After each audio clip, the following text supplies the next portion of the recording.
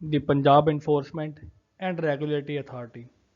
इसमें हम स्टडी करेंगे इसका part efficiency and discipline regulations 2025।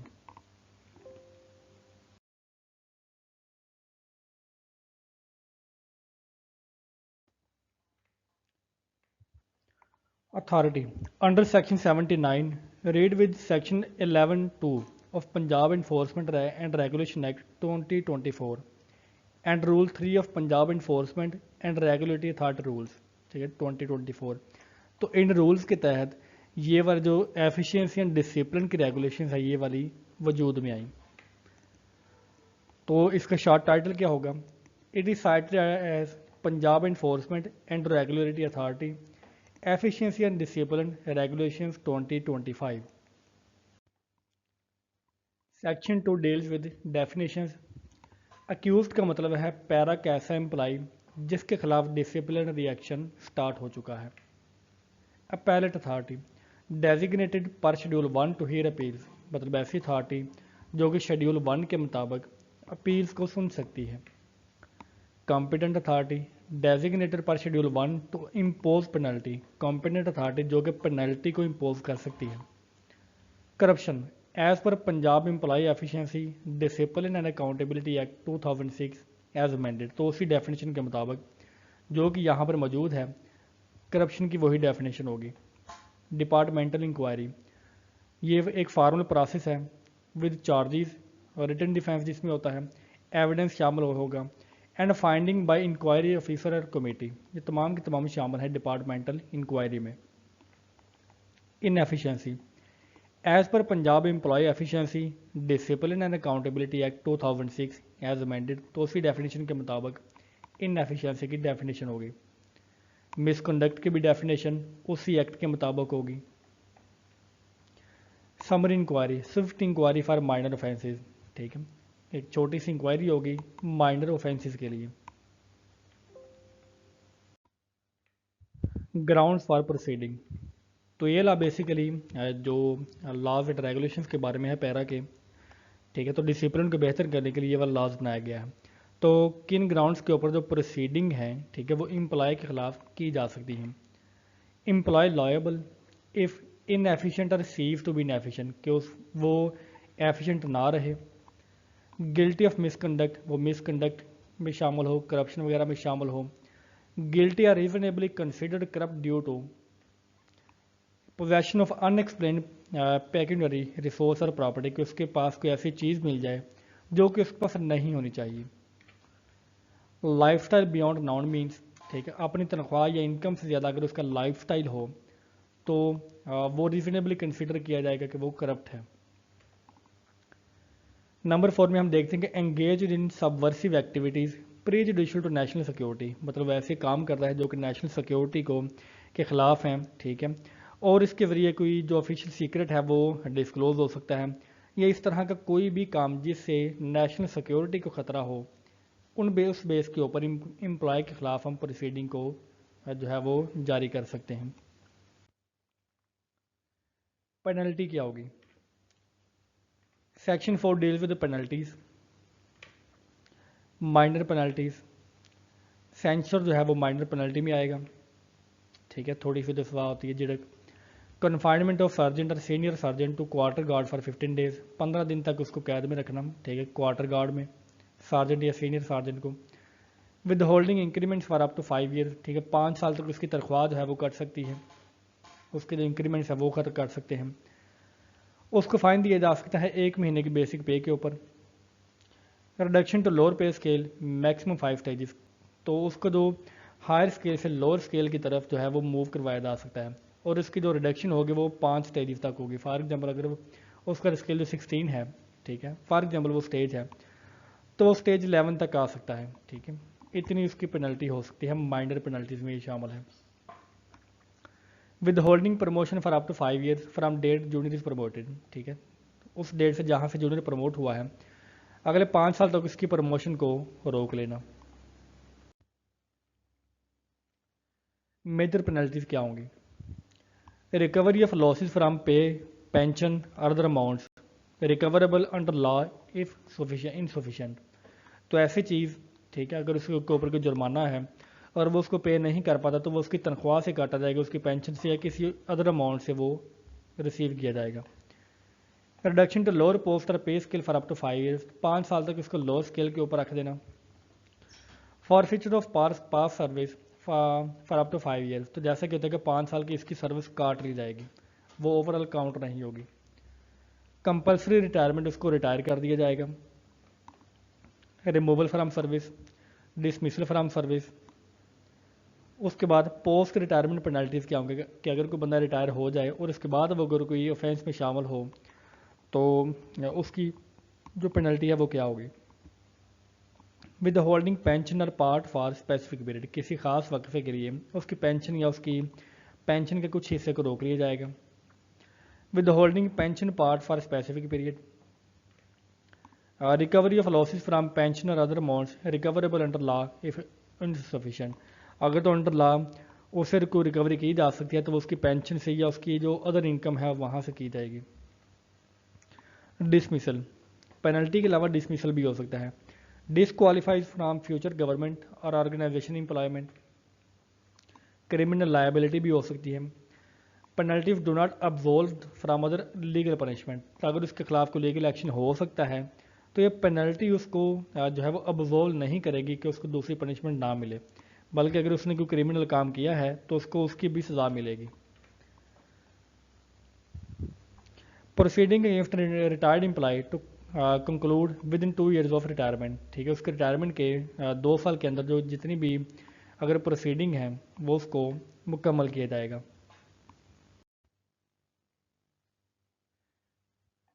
Suspension, employee may be suspended for 120 days if necessary, extendable by 120 days with competent authority approval. competent authority जो है वो किसी मुलाजिम को मिसकंडक्ट की बेस के ऊपर 120 डेज़ के लिए सस्पेंड कर सकती है, और अगर जो उसकी सस्पेंशन है वो ज़्यादा बढ़ानी हो तो कॉम्पिटेंट अथॉरिटी अप्रूव कर सकती है कि उसकी जो सस्पेंशन है वो 120 डेज़ मज़ीद उसको एक्सटेंड कर दी जाए।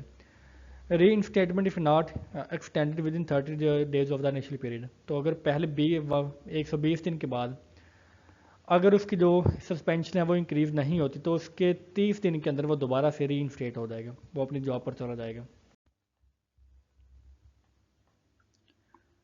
Disciplinary procedure for regular employees, तो चैप्टर 1 डील करता है disciplinary procedure for regular employees के साथ।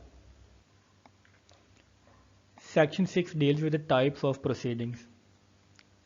प्रोसीडिंग के 2 टाइप्स हैं। Number 1 summary proceeding, then comes the departmental inquiry. Competent authority decides based on information and inquiry, choose summary और departmental inquiry. तो competent authority choose करेगी कि प्रोसीडिंग जो है वो डिपार्टमेंटल की जाए या समरी प्रोसीडिंग की जाए। समरी प्रोसीडिंग की डिटेल में अब हम जाएंगे।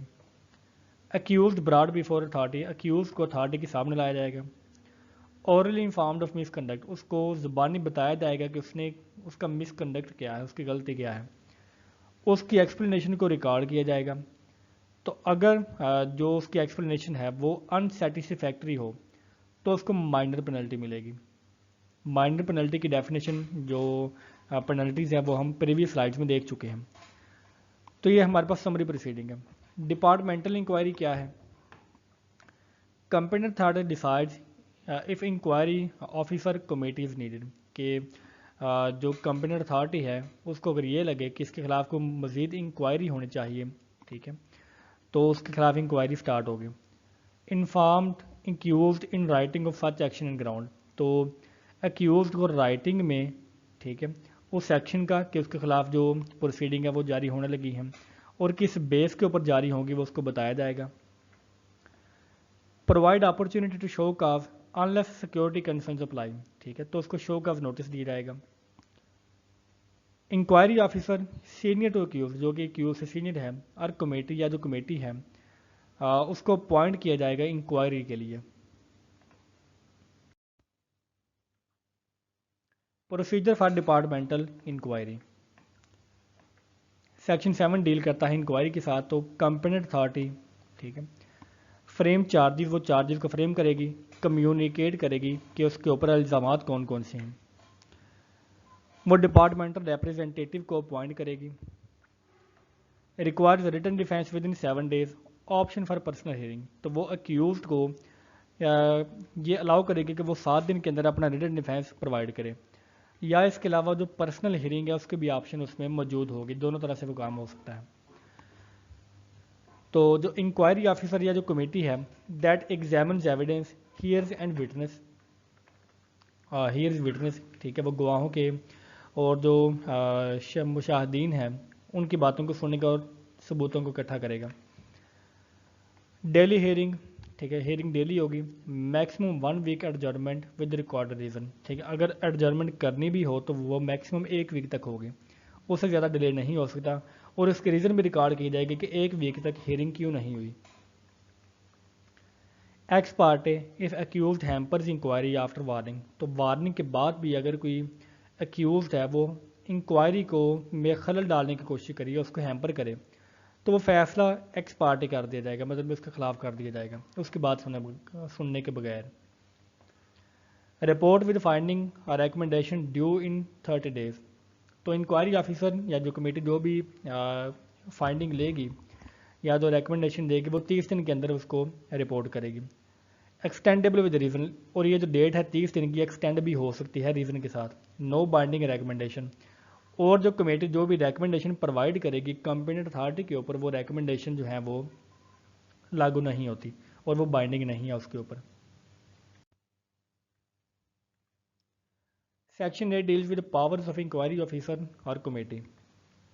Powers of civil code under code of civil procedure 1908, तो उसके ऊपर उनकी जो पावर्स हैं वो सिविल कोड की पावर हैं, इंक्वायरी ऑफिसर की या कमेटी की। तो ये पावर कौन सी हैं? समनिंग और एग्जामिनिंग पर्सन ऑन ओथ, ठीक है, किसी बंदे को बुलाना, ठीक है, और इसको जायज़ा लेना। Requiring document production evidence on an affidavit, affidavit के ऊपर उससे कोई जो है वो डॉक्यूमेंट रिक्वायर करना या सबूत इकट्ठे करना। इशूइंग कमीशन फॉर विटनेस और डॉक्यूमेंट्स, कमीशन या डॉक्यूमेंट के लिए विटनेस को जो कमीशन है उसको इशू करना, रिटर्न होगा वो।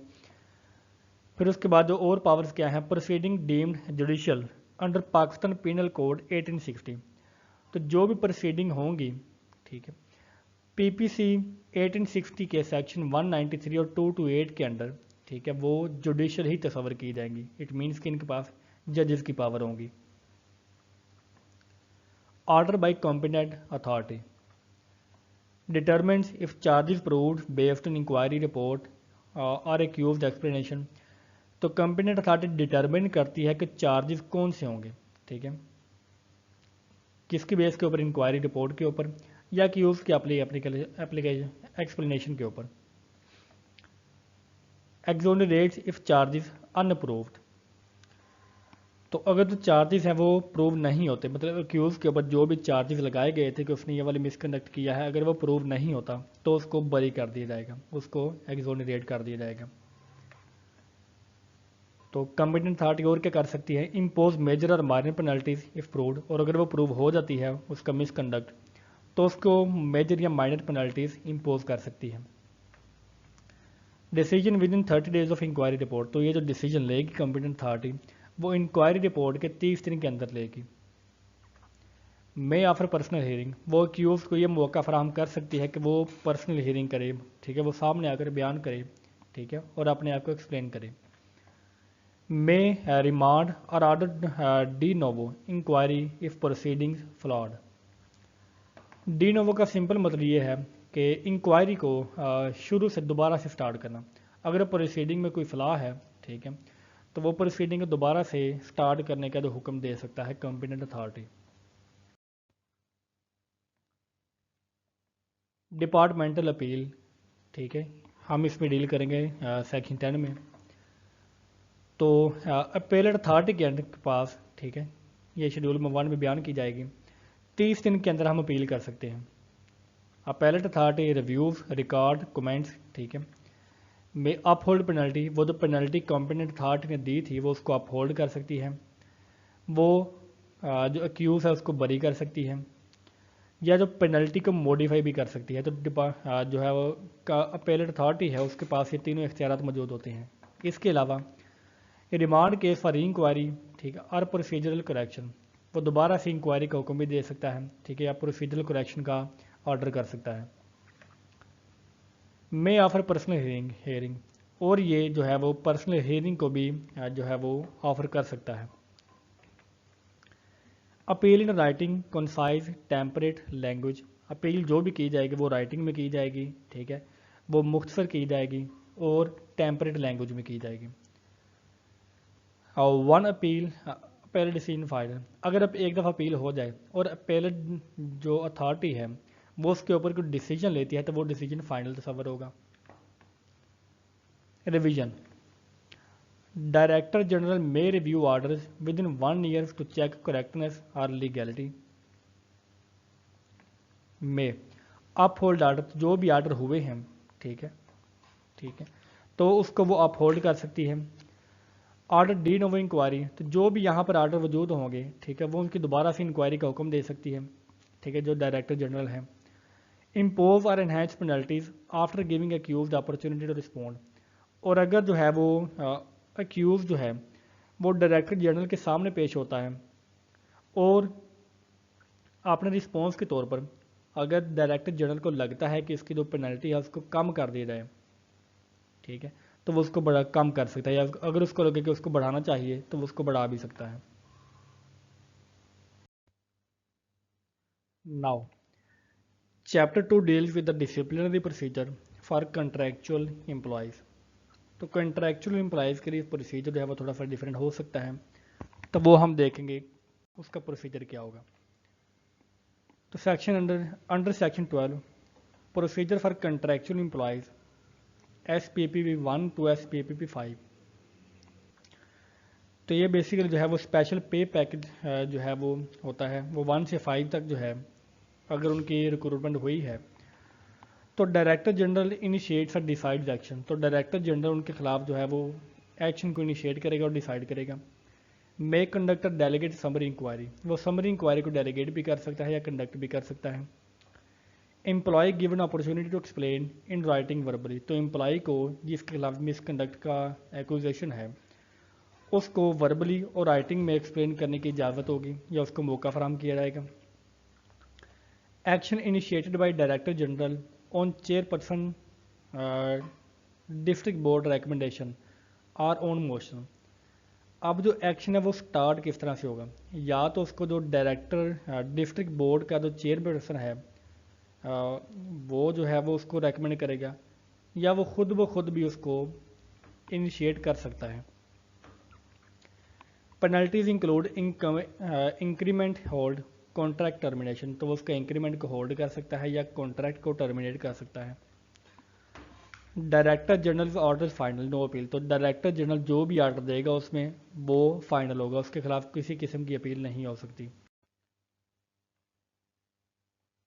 डिसिप्लिनरी प्रोसीजर फॉर डेप्यूटेशन, तो ये हम चैप्टर 3 में स्टडी करेंगे। तो under section 13 procedure for deputationist governed by parent organization E&D rules unless provided otherwise provided, तो वो गवर्न कैसे होते हैं अपनी पेरेंट ऑर्गेनाइजेशन के रूल से, ठीक है, एम्प्लॉय वगैरह के जो रूल होते हैं, unless other provided. Director general या चेयरपर्सन डिस्ट्रिक्ट बोर्ड का या डेप्यूटी कमिश्नर जो है वो इंक्वायरी को इनिशिएट कर सकता है। रेफर टू पेरेंट डिपार्टमेंट, और वो पेरेंट डिपार्टमेंट को रेफर करेंगे।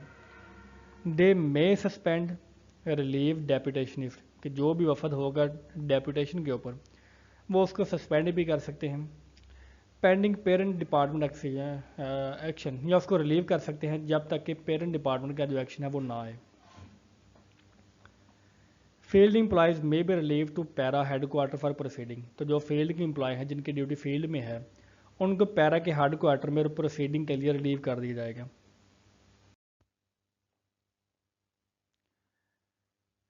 इन एक्शंस के अलावा जो मिसलिनियस रूल्स वगैरह हैं हम उनको स्टडी करेंगे। चैप्टर 4 डील्स करता है मिसलिनियस के साथ। तो मिसलिनियस में सेक्शन 14 डिफाइन करता है अपीयरेंस ऑफ कौंसल से। No advocate allowed in proceeding, तो प्रोसीडिंग जिस तरह के भी होंगी, ठीक है, उसमें एडवोकेट अलाउ नहीं होगा। Indemnity, no legal action against authority for good faith, तो ऐसी अथॉरिटी जो कि गुड फेथ में काम करती है, मतलब कि ड्यू केयर के साथ काम करती है और लॉ के अंदर रहते हुए काम करती है, अगर वो कोई भी डिसीजन लेगी उसके खिलाफ कोई लीगल एक्शन नहीं लिया जा सकता। अब हम देखेंगे schedule 1 competent and appellate authorities क्या होती हैं। ठीक है, तो डायरेक्टरेट जनरल के मुताबिक तो एम्प्लॉय क्या है, वो डायरेक्टर है। तो कॉम्पिटेंट अथॉरिटी क्या होगी, डायरेक्टर जनरल। तो अपेलेट अथॉरिटी की उसकी क्या होगी, सेक्रेटरी INC। तो इसका जो अपेलेंट अथॉरिटी होगी वो सेक्रेटरी INC है। डेप्टी डायरेक्टर की जो एम्प्लॉय है कॉम्पिटेंट अथॉरिटी डायरेक्टर जनरल है, और अपेलेंट अथॉरिटी उसकी INC होगी, सेक्रेटरी उसका। इसी तरह असिस्टेंट डायरेक्टर की जो अथॉरिटी होगी वो कॉम्पिटेंट अथॉरिटी DG है, और इसकी सेक्रेटरी वही होगा। और इसी तरह हमारे पास ये वाला असिस्टेंट अकाउंटेंट ऑफिस असिस्टेंट वगैरह, इनकी जो कॉम्पिटेंट अथॉरिटी होगी वो डायरेक्टर एडमिन होगी, और इसकी जो अपेलेंट अथॉरिटी होगी वो क्या होगी, डायरेक्टर जनरल। शेड्यूल 2 डील करता है कॉम्पिटेंट एंड अपेलेंट अथॉरिटीज़ में, जो कि इन्फोर्समेंट स्टेशन को डील करेगा। तो एम्प्लॉय कौन सा है, इन्फोर्समेंट ऑफिसर। इसकी मेजर पनिशमेंट कौन डिफाइन करेगा, चेयरमैन डिस्ट्रिक्ट बोर्ड। उसकी अपेलेंट अथॉरिटी कौन सी है, डायरेक्टर जनरल। ठीक है, तो माइनर पनिशमेंट कौन डिसाइड करेगा, SDO, और इसकी appellate authority chairman district board. Employ कौन सा है, इन्वेस्टिगेशन ऑफिसर। इसकी मेजर पनिशमेंट डिफाइन करेगा चेयरमैन डिस्ट्रिक्ट बोर्ड, और इसकी अपेलेंट अथॉरिटी कौन सी है, डायरेक्टर जनरल की। और अगर माइनर पनिशमेंट हो जो कि SDO ने की है, उसकी जो अपेलेंट अथॉरिटी वो चेयरमैन डिस्ट्रिक्ट बोर्ड है। तो सभी में ये सब कॉमन ही आएगा। ठीक है, बाकी अथॉरिटीज़ को आप देख सकते हैं।